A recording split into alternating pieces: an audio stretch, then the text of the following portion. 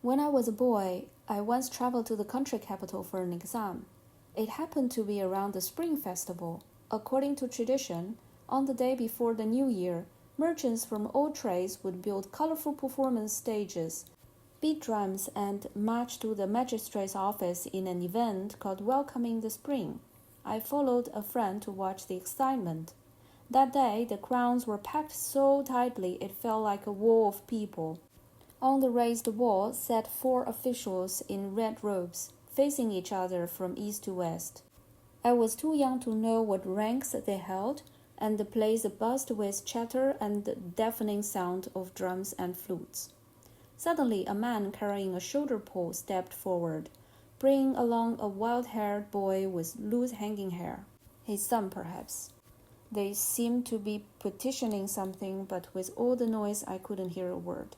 Still, I saw the officials laugh. A blue-robed officer shouted at them, "Show us your skills!" The man nodded and asked, "What shall I perform?" After some whispered discussion among the red-robed officials, a runner relayed the question, "What are you good at?" The man replied, "I can reverse life." This strange answer made everyone lean in. The officials thought it over and ordered, "Fetch us a peach."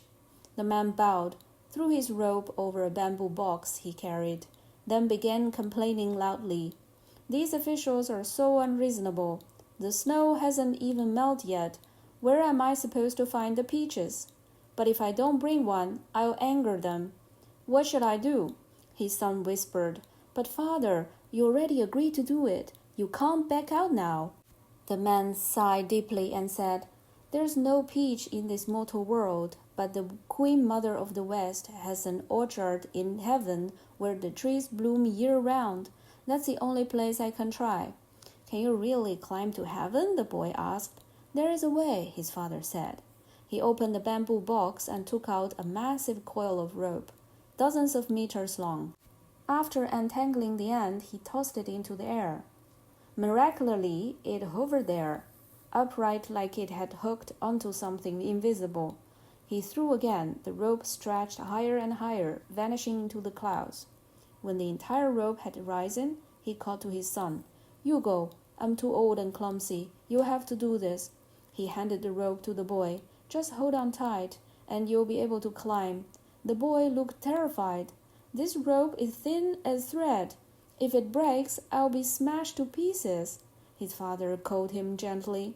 "I've already promised the officials, if you bring back a heavenly peach, I'll give you 100 silver coins and find you a beautiful wife." So the boy grabbed the rope and climbed. He spun upward like a spider on silk, slowly vanishing into the air. Time passed. Then, blop, a giant peach, as big as a ball, fell from the clouds. The man caught it with joy and offered it to the officials, who passed it around in wonder, unsure whether it was real or fake. But the rope suddenly dropped. The man gasped, "Oh no, someone must have cut it from above.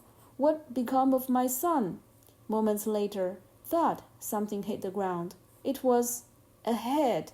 The man cried out, "He must have been caught stealing the peach." Soon a foot landed, then a hand, then the boy's limbs one after another. The father collapsed, weeping, and gathered the pieces into his bamboo box. "He was my only son," he sobbed. "He's followed me around the country, performing to feed us both. Now, because I obeyed your command, he's met his cruel fate. I beg for silver so I can bury him properly. If you'll help me, I'll repay the kindness." The shocked officials, trembling with fear and awe, each gave him silver coins out of pity. The man thanked them, tying the money around his waist. Then suddenly he rapped on the bamboo box and shouted, "Eat, my boy!" Came out and thanked them. The lid flipped open, and the shaggy-haired boy popped out, bowing toward the north, alive and whole. It was all a performance. Even now I remembered it vividly. Later, I heard that members of the White Lotus sect could perform such illusions. Perhaps this man was one of their descendants.